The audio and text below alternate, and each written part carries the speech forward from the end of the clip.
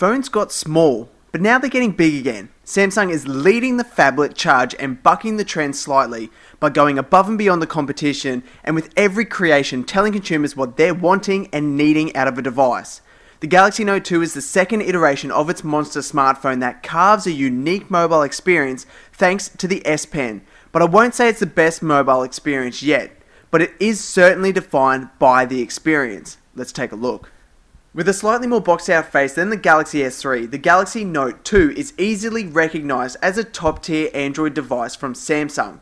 They share the same case choices with a glossy, almost frictionless plastic, no abrasive edges and a brushed aluminium texture reflecting out at the right lighting angle. But the Note 2 is big, really big. Too big for a one-handed approach when I first got into it, and that is something to consider with how you like to use your smartphones.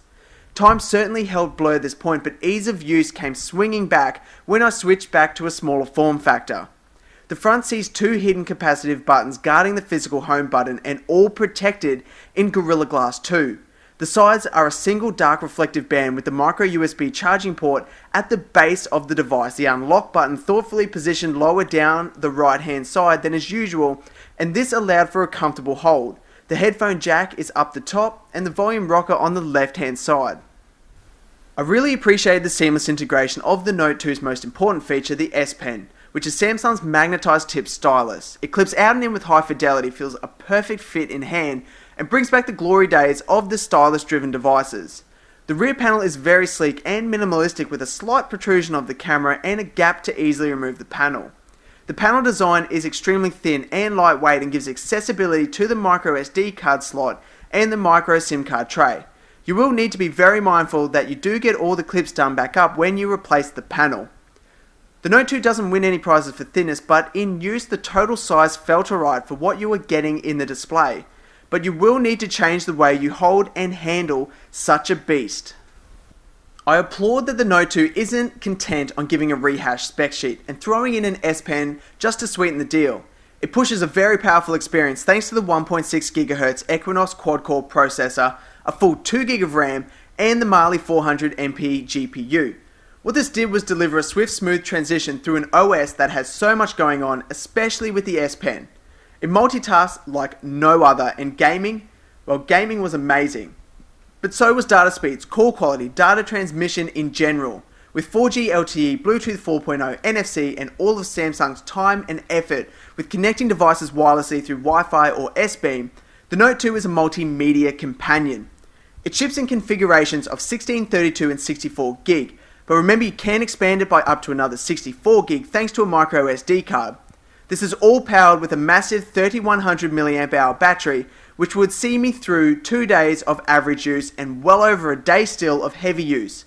You can expect it to drain in a bit over 10 hours of continuous HD video playback, which is astounding. On paper, the 5.5-inch Super AMOLED display with the 1280 by 720 pixel array felt like it would be a stretched out resolution at 267 pixels per inch. It wasn't the case. Sure, text and images could benefit from a sharper display, but really it didn't feel like too much of a drawback. The sheer size and depth of colours generated is enough to engross you and make you forget all about the numbers. It's a multimedia device among other things, and that size display needs movies, but gaming was definitely a keen selling point. High-res games came across amazingly gorgeous and the processor didn't stutter to render images across those pixels. Like other AMOLED displays, I am always a little disappointed in the reproduction of whites, but brightness was spot on and customization for how the screen displays itself can adjust for personal taste. Currently this Note 2 is running Android Jelly Bean 4.1, but it will be upgradable to the latest iteration in time. Samsung overlays its own rendition in the form of TouchWiz, which heavily changes up and deviates from raw Android, featuring many Samsung applications and processes. For better or for worse, I am pretty fond of what Samsung offers up. It is an identical suite of customizations and navigations as you get on the Galaxy S3, and that was thick and thought out. The lock screen offers up customizable swipe-in shortcuts to apps, displayable information, voice controls, the works. You can have as many home pages as you like. Samsung doesn't try to limit this at all, and they still offer the continuous flow of screens, which I miss on stock Android. Multitasking is accessed via the physical home button, and as well is the launcher for Google Now and also the phone's memory. Samsung still works with the menu button, which I enjoy for ease, and the notification tab gives many settings, toggles, and a brightness slider. I always sit down and deeply go through a phone's settings when I first get them, and Samsung devices always have the most thorough customization options. The big difference with this Samsung model is of course the S Pen. It gives a massive array of additional features and abilities that are purely accessible via the S Pen's use. It is important to know that people always question the size of the Note 2 and criticize that it's too big for conventional use. That's correct, it isn't conventional and was purposefully intended to be an experience or a lifestyle, if you will. It is a device driven and built for the S Pen. It isn't a massive phone on its own. It is just a companion for the S Pen, not the other way around. And this is very clear. Using the Note 2 was always better when I drew the S Pen from its holding point. Leave the S Pen out of the Note 2 and walk away, and the Note 2 recognizes that it's missing and alerts you. Pure integration. With its magnetized tip, the S Pen found extra abilities. It recognizes its presence off the screen surface and a cursor appears. Hover over icons, emails, videos, photos, messages within Samsung-made applications, and information will appear without having to press on that item. It could also scroll easily up and down a page by hovering the cursor over an edge, which I found a fluid and seamless process when I was sending emails and on web pages. The S Pen also comes with a function button that then gives additional ways to use it. Holding the button down and a single press on screen will take a screenshot. You can then draw around and cut out objects to be placed into emails, documents, whatever you like. The button also allows for quick gestures that can be drawn on screen to replace normal required finger presses.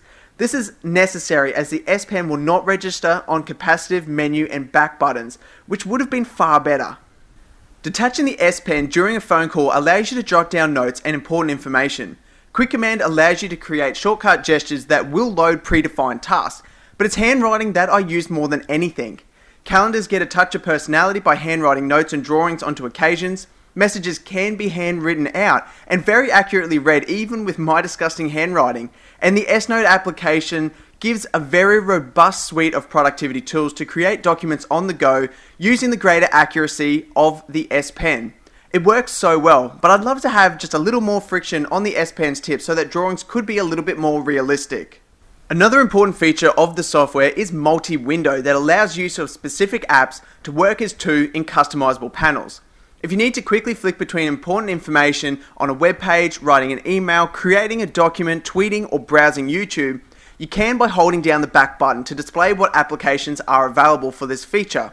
It is very versatile and adds another level to what can be achieved on a mobile device.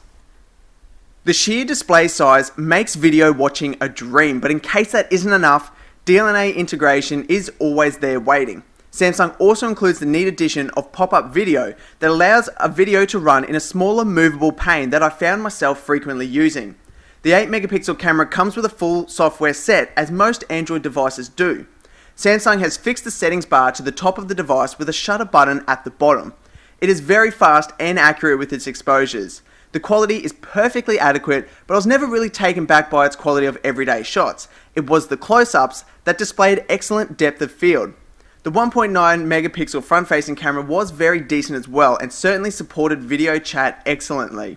So head over to the KABOOtech Facebook page with the link in the description below where you will find all of the test shots for this device.